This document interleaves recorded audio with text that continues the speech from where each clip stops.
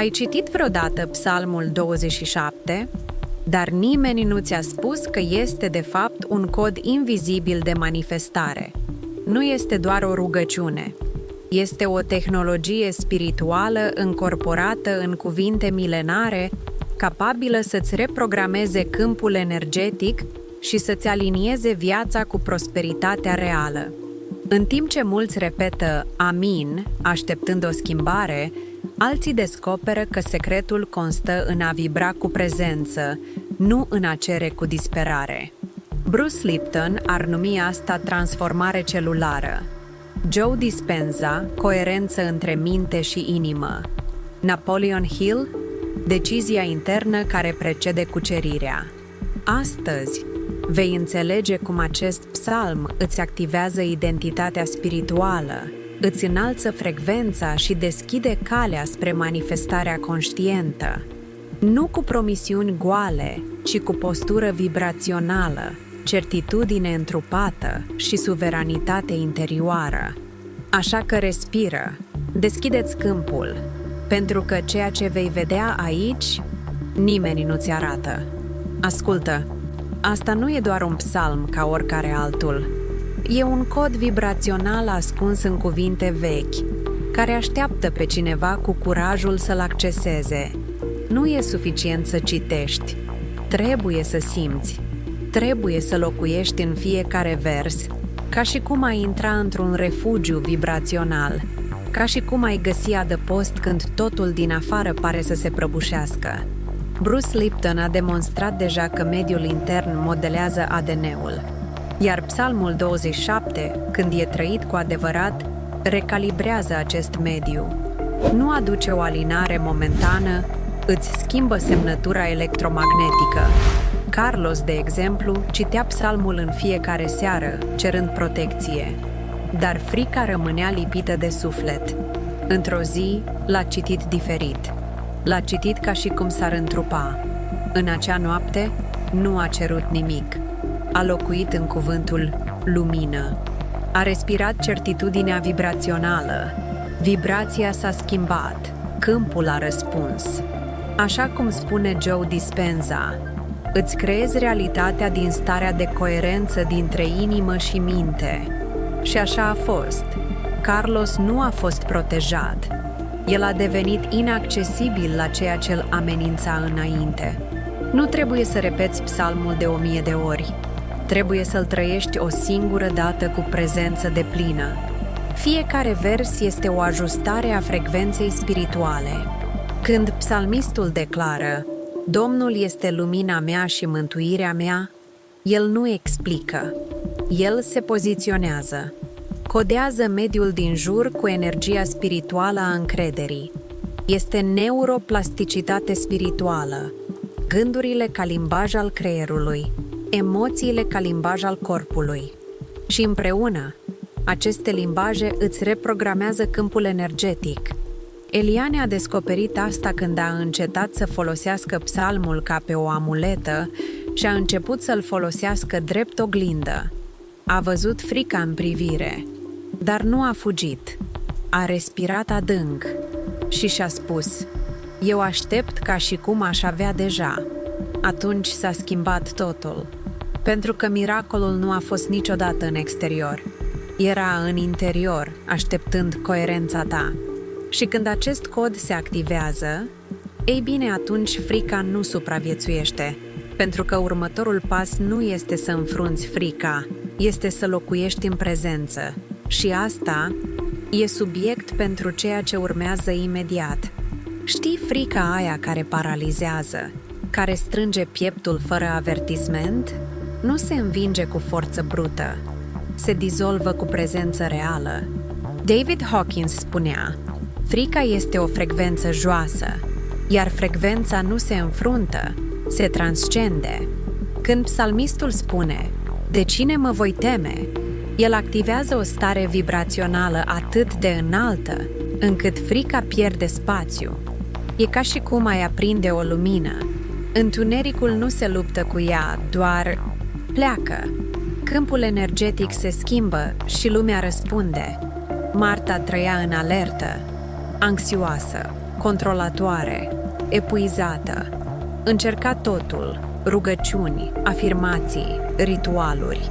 Dar frica persista, până când a înțeles, ascunzătoarea nu era o evadare, era o stare vibrațională blindată. S-a oprit, a tăcut, s-a așezat în colțul camerei, a respirat încet și a șoptit: "De cine mă voi teme?" Acolo, ceva s-a deplasat în interior. Nu mai lupta. Locuia în adăpostul invizibil. Pacea care a venit nu era explicabilă, dar era palpabilă. Joe Dispenza vorbește despre starea de coerență. Când mintea, inima și corpul se aliniază, câmpul din jur se reorganizează. Atunci frica nu mai găsește de ce să se agațe, pentru că are nevoie de rezistență pentru a crește.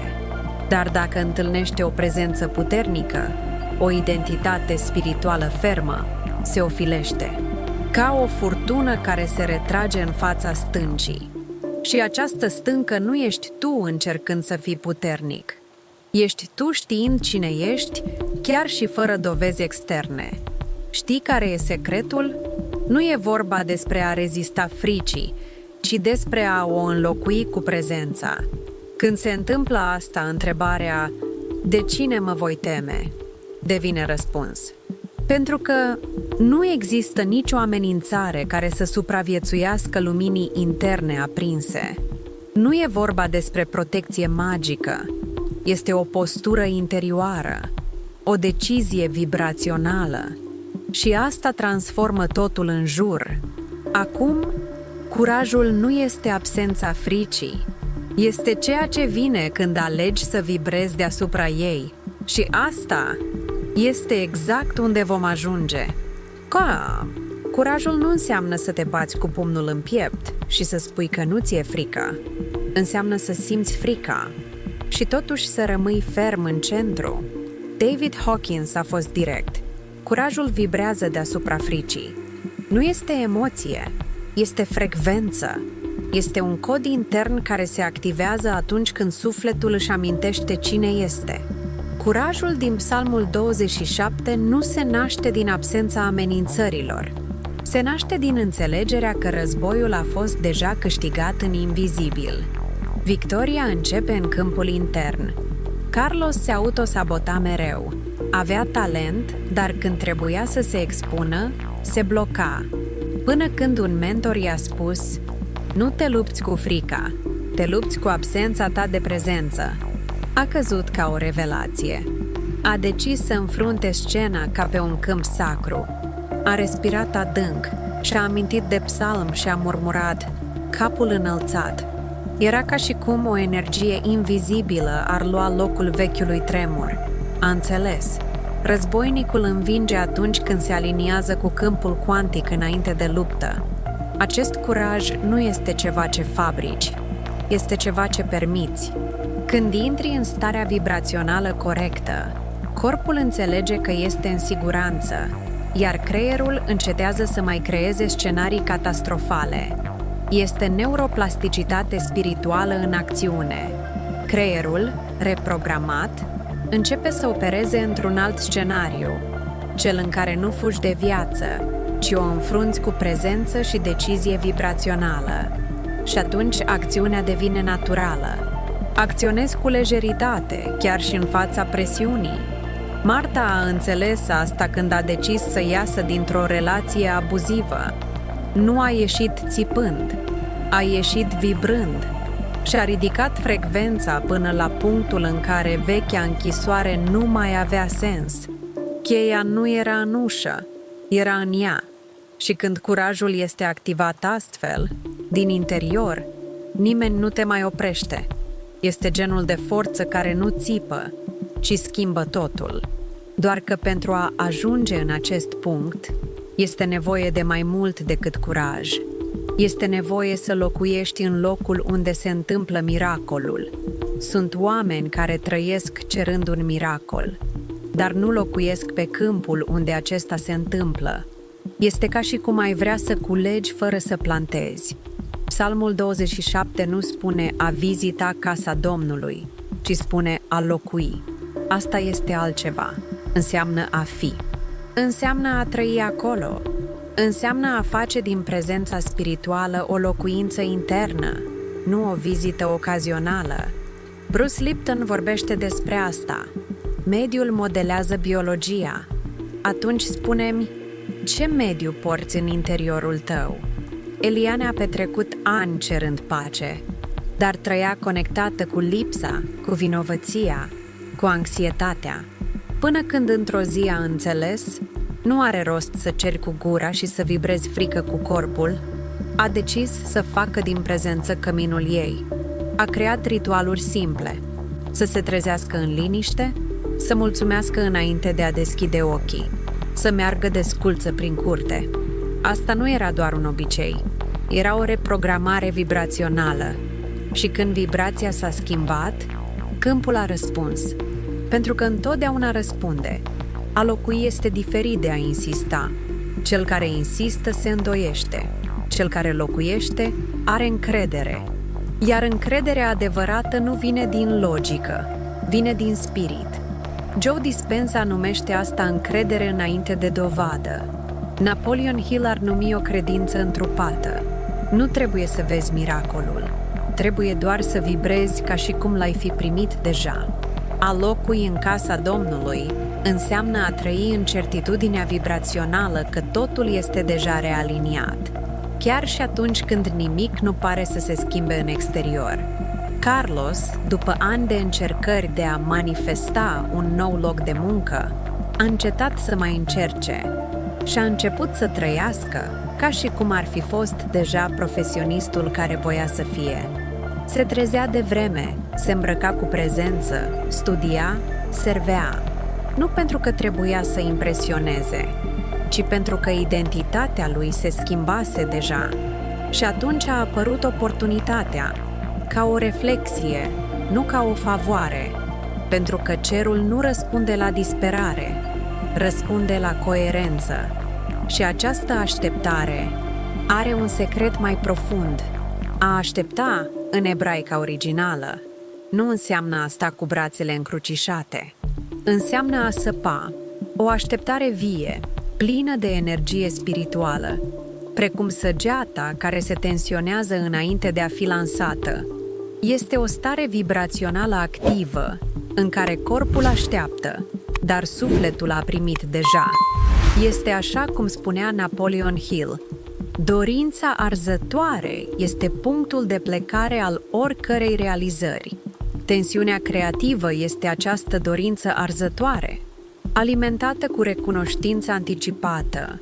Aștepți ca și cum ai avea deja. Marta a învățat asta în suferință. După ce și-a pierdut slujba, se ruga cerând alta, dar inima îi vibra de anxietate. Într-o zi, a schimbat cererea cu prezența.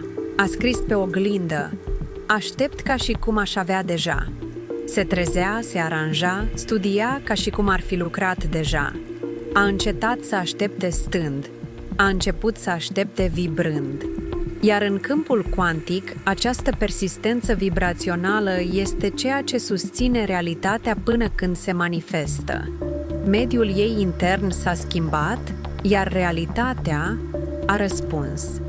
Joe Dispenza vorbește despre starea de coerență, când vibrația emoției este aliniată cu intenția gândului.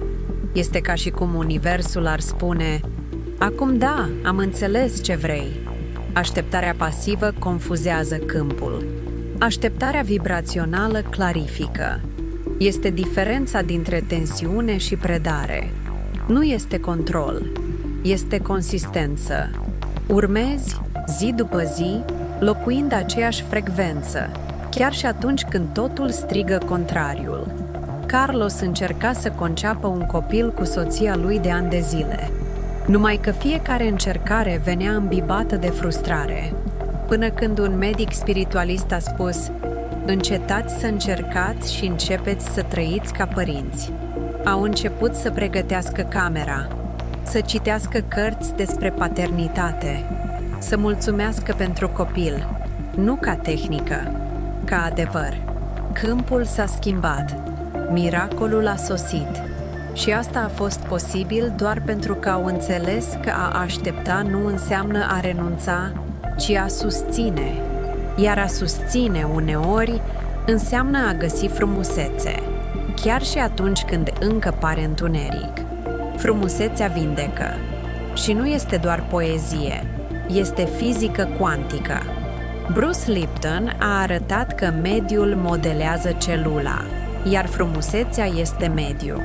Când psalmistul spune că dorește să contemple frumusețea Domnului, el activează un câmp vibrațional de ordine, pace și protecție.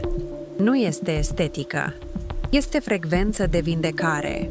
Cel care vede frumosul chiar și în haos reorganizează câmpul intern, iar câmpul intern transformă externul.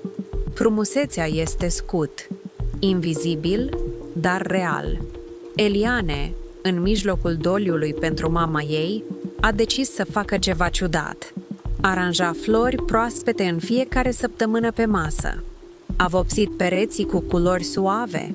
A reînceput să asculte muzică instrumentală dimineața. Nu era o evadare, era o blindare. Fără să-și dea seama, își ancora sufletul într-un câmp energetic mai înalt. Fiecare mică frumusețe devenea un adăpost invizibil, iar durerea, deși încă prezentă, nu mai paraliza. Înțelesese, frumusețea nu elimină durerea, ci creează spațiu pentru ca sufletul să respire. Neuroștiința confirmă, contactul cu frumosul eliberează dopamină, serotonină, endorfine, biochimia credinței întruchipate. De aceea, mediile frumoase nu sunt un lux, sunt o tehnologie spirituală. Joe Dispenza ne învață că atunci când intrăm în stări elevate, creăm noi circuite neurologice. Așadar, a pune artă în casă, a avea grijă de corp cu blândețe, a asculta o simfonie, toate acestea îți reprogramează semnătura electromagnetică. Devii templu al invizibilului. Carlos, în apogeul anxietății, a descoperit liniștea muntelui. A mers într-o retragere fără telefon, fără Wi-Fi, doar natură. Acolo a văzut un apus de soare atât de intens încât a plâns. Nu din cauza cerului, ci pentru că în sfârșit se văzuse din nou pe sine. În acel moment, a înțeles că frumusețea externă este doar o reflectare a ceva ce pierduse în interior. A recuperat, s-a întors și nu a mai uitat niciodată. A vedea frumosul este o alegere spirituală, iar această alegere întărește tronul interior. Ai un tron în interiorul tău pe care nimeni nu îl poate lua, dar trebuie să decizi să-l ocupi. Când psalmistul declară, capul meu va fi înălțat deasupra dușmanilor mei, el spune, eu știu deja cine sunt, chiar și atunci când nimeni nu vede. Acesta nu este ego, este identitate spirituală. David Hawkins ne învață că vibrația adevărului nu are nevoie de apărare. Când te poziționezi în suveranitate interioară, câmpul se aliniază și viața începe să te trateze așa cum te tratezi pe tine în interior. Marta s-a simțit mereu inferioară. Respinsă în copilărie, căuta aprobare peste tot, până în ziua în care a auzit, ai văzut deja în interior și de aceea vei vedea în exterior. Asta a fost un punct de cotitură. A încetat să mai aștepte validare externă și a început să afirme ceea ce era deja în esență. Și-a schimbat modul de a merge, de a vorbi, de a se privi în oglindă. Nu era o performanță, era o rădăcină spirituală care se activa și atunci totul în jurul ei a început să reflecte această nouă vibrație. Bruce Lipton vorbește despre credințe încorporate. Ceea ce crezi despre tine se imprimă în câmpul tău electromagnetic, iar lumea răspunde. Napoleon Hill numea asta autoimagine dominantă. Psalmul 27 ne arată că autoritatea spirituală nu vine din exterior, Vine din claritatea vibrațională a celui care locuiește în interior. Când înțelegi asta, te oprești din a mai concura, te oprești din a mai cerși atenție și începi să domnești în pace, chiar și în mijlocul bătăliei. Carlos, un tânăr lider spiritual, încerca mereu să-i convingă pe ceilalți de valoarea sa, dar se simțea mereu epuizat. Până într-o zi, când, meditând cu Psalmul 27, a auzit în inimă: "Nu mă da în voia potrivnicilor mei", și a înțeles că cel mai mare adversar al său era teama de a nu fi suficient. A decis, în acea zi, să se așeze pe tronul interior. Și de acolo nu a mai plecat, pentru că identitatea spirituală, odată accesată, te ghidează spre calea cea dreaptă. Și acolo ne îndreptăm acum. Există alegeri care par mici, dar decid destine. Psalmistul cere: "Condu-mă pe calea cea dreaptă." Aceasta nu este doar o cerere de direcție, este un strigăt pentru luciditate spirituală, pentru că nu întotdeauna pericolul este afară. Uneori, ceea ce te doboară sunt inamicii invizibili: frica, îndoiala, vina, autosabotajul. A avea forță este bine, dar a avea claritate este sacru. După cum spunea Napoleon Hill, deciziile corecte vin dintr-o minte în armonie cu sursa sa. Carlos era pe punctul de a accepta o propunere tentantă: mai mulți bani, mai mult statut, dar o pace ciudată lipsea de fiecare dată când se gândea la asta. Apoi s-a oprit, a tăcut, a citit psalmul și o frază a răsunat: "Calea cea dreaptă." A realizat că nu era vorba despre a urca mai repede, ci despre a merge pe calea care păstrează spiritul. A refuzat, a fost judecat. Dar săptămâni mai târziu, o nouă ușă s-a deschis, mai bună, mai ușoară, aliniată. Câmpul se reorganizase. Joe Dispenza ne învață că atunci când inima și mintea sunt în coerență, apare o inteligență superioară care ghidează. Nu este intuiție emoțională, este înțelepciune vibrațională. O simți în corp, știi în interior. Și asta este blindaj. Când te conectezi cu această direcție, deciziile dificile devin ușoare. Te oprești din a acționa sub presiune și începi să mergi prin convingere. Nu este magie, este frecvență, este tehnologie spirituală încorporată. Marta, în criză în căsnicie, încerca de toate: terapie, rugăciuni, sfaturi, dar era ca și cum ar vâsli fără a ieși din loc, până când a înțeles că întreba pe toată lumea, mai puțin prezența. Într-o zi, în tăcere, a spus: "Condu-mă!" Și a fost ca și cum ceva ar fi străbătut-o. O calmă profundă, o decizie clară. A ieșit, nu din furie, din luciditate. Blindajul spiritual este asta: a alege cu claritate, chiar și fără garanții. Și această luciditate se susține doar atunci când credința devine structură. Sunt oameni care cred, dar doar până la următorul obstacol. Adevărata credință, cea care mișcă invizibilul, este întrupată. Ea trăiește în corp, în decizii, în privire. Psalmistul spune: "Aș fi căzut de oboseală dacă n-aș fi crezut." Nu e o metaforă, e supraviețuire vibrațională. Joe Dispenza ne învață că trupul trebuie să simtă astăzi ceea ce mintea dorește să trăiască mâine. Adică, credința vibrațională înseamnă să simți înainte de a vedea. Și când simți, susții. Și când susții, miracolul devine inevitabil. Eliane încerca să rămână însărcinată de ani de zile. Totul indica faptul că nu se va întâmpla, dar ea a ales să creadă. Nu doar să creadă cu mintea, să creadă cu trupul, cu mediul, cu inima. A pregătit camera bebelușului, a cumpărat hăinuțe, a început să se roage nu cerând, ci mulțumind. recunoștință anticipată. Într-o zi, însărcinată fiind, a zâmbit și a spus: miracolul n-a fost în exterior, a fost în interior, pentru că ea devenise femeia care era deja mamă. Frecvența s-a schimbat. Câmpul a răspuns. Bruce Lipton vorbește despre credințele încorporate care modelează biologia. Nu e magie, e știință vibrațională. Când crezi cu trupul, genele tale ascultă. Când trăiești ca și cum ai fi primit deja, câmpul tău vibrează coerență, iar câmpul cuantic reorganizează realitatea pentru a reflecta certitudinea ta.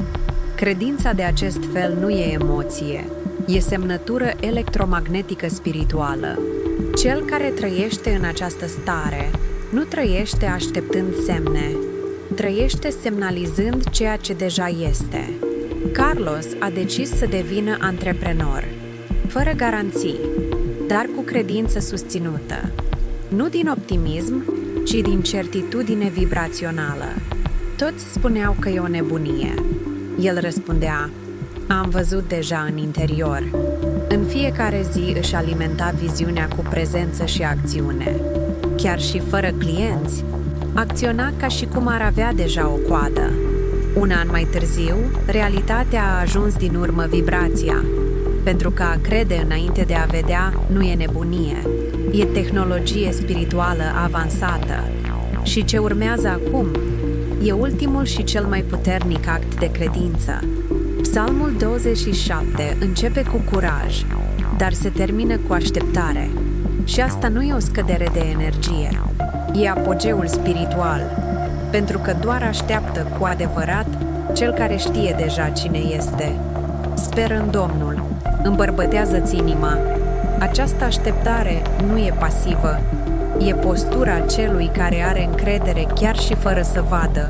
David Hawkins ar explica-o ca pe o frecvență ridicată de certitudine interioară. Napoleon Hill ar numi o persistență aliniată. Joe Dispenza ar spune: ai devenit deja. Acum, susține, Marta, după tot ceea ce a trăit, nu mai aștepta cu nerăbdare. Aștepta ca cineva care avea deja o temelie înăuntru.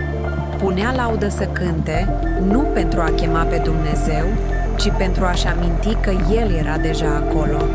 Gătea cu prezență, muncea cu credință, dormea cu recunoștință.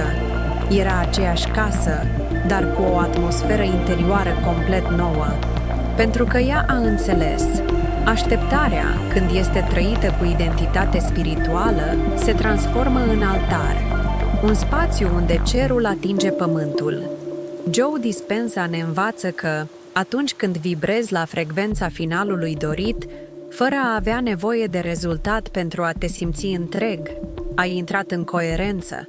Și în această stare, miracolul nu mai este o surpriză, ci o reflexie. A aștepta așadar nu înseamnă a îndura timpul, ci a te alinia cu timpul divin. Și în această aliniere, câmpul răspunde, căci cel care așteaptă ca și cum ar avea deja, nu mai așteaptă, ci susține. Iar această susținere este semnătura finală a credinței mature. Carlos, ascultând o predică despre acest psalm, a scris în jurnal: astăzi decid să aștept cu identitate. A fost ultima linie, dar acolo a început totul, pentru că ceea ce aștepta el deja venea. Trebuia doar să continue să vibreze la nivelul promisiunii. Și acest tip de așteptare activează codul complet al Psalmului 27. Acum că ai parcurs toate treptele, a sosit momentul să descoperi ce era cu adevărat ascuns în acest text sacru. Și acum spune-mi, după toate astea, încă vei trata Psalmul 27 doar ca pe o rugăciune frumoasă? Ce ai învățat aici nu este conținut. Este o cheie pentru a transforma realitatea, dar funcționează doar pentru cei care aplică. Așa că privește în interior și întreabă-te, cerșești sau deja locuiești pe câmpul manifestării? Aștepți pasiv sau aștepți ca cineva care deja are? Decizia îți aparține. Pentru că miracolul nu va cădea din cer. Se va naște din alinierea dintre ceea ce vibrezi, gândești și incorporezi. Întrebarea este: vei continua să repeți sau vei începe să vibrezi cu autoritate spirituală? Dacă acest conținut te-a atins, te-a realiniat sau ți-a amintit cine ești, atunci fă următorul lucru. Abonează-te la canal, activează clopoțelul și rămâi cu mine în această călătorie. Pentru că ceea ce urmează va extinde tot ceea ce credeai că știi despre prosperitate, credință și manifestare.